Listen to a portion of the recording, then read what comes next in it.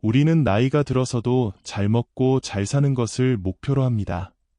과연 잘 먹고 잘 산다는 게 어떤 것일까요? 사람마다 기준은 다르지만 공통적인 특징은 있는 것 같습니다. 함께 알아보도록 하겠습니다. 1. 변화에 유연하게 적응한다. 나이 들수록 이제 와서 뭘 바꿔라는 고정관념에 갇히기 쉬운데 잘 사는 사람은 그렇지 않습니다.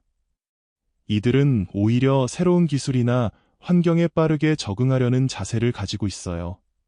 예를 들어 스마트폰 기능을 배우고 최신 트렌드도 관심 있게 바라보며 젊은 세대와 소통하려는 노력을 멈추지 않죠.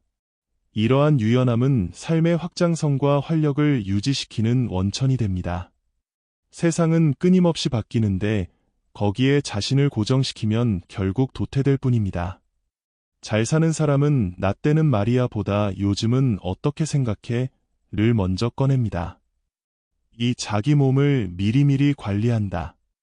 잘 사는 사람들은 아프면 병원 가야지가 아니라 아프기 전에 관리하자는 태도를 지니고 있습니다. 정기적인 건강검진, 적절한 운동, 식이습관 조절 등을 게을리하지 않아요. 특히 나이가 들수록 체력은 유지가 아니라 관리의 결과이기 때문에 본인 삶의 리듬에 맞는 건강 루틴을 만들어 꾸준히 실천합니다. 또한 이들은 약이나 치료에만 의존하지 않고 스트레스 관리나 수면의 중요성도 잘 인식하고 있죠. 단순히 오래 사는 게 아니라 아프지 않고 살만하게 사는 걸 추구합니다. 3. 자기중심적 사고에서 벗어나려 노력한다. 나이 들수록 자기만의 기준이 굳어지기 쉽습니다. 하지만 잘 사는 사람은 여전히 타인의 입장을 고려할 줄 알고 유연하게 사고하는 태도를 유지합니다.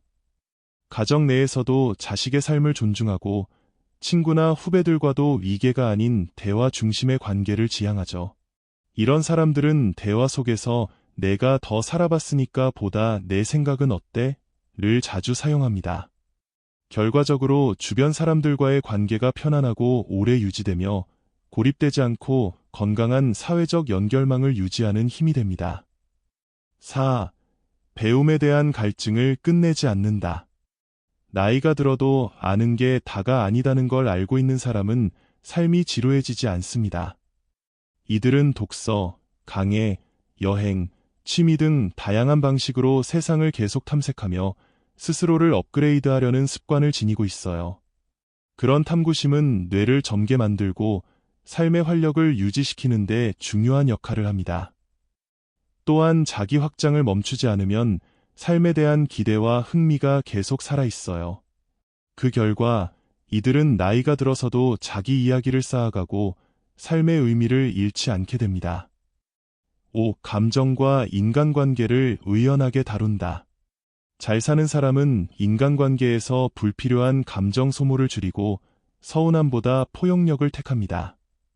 인간관계가 얽히면 얽힐수록 피곤해지기 쉬운 시기에 이들은 필요한 거리는 두되 필요한 따뜻함은 잃지 않아요.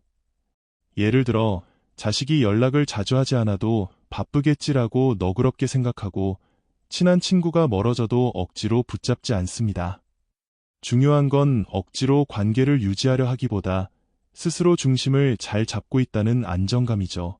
그래서 이런 사람 주변엔 자연스레 사람들이 남습니다. 6. 자신의 나이와 삶을 긍정적으로 받아들인다. 자기 삶을 부정하는 사람은 늙음도 부정하게 되고 결국 모든 것에 대해 비관적으로 변합니다. 하지만 잘 사는 사람은 지금 이 나이의 나를 받아들이고 그에 맞는 삶의 속도와 방향을 찾습니다.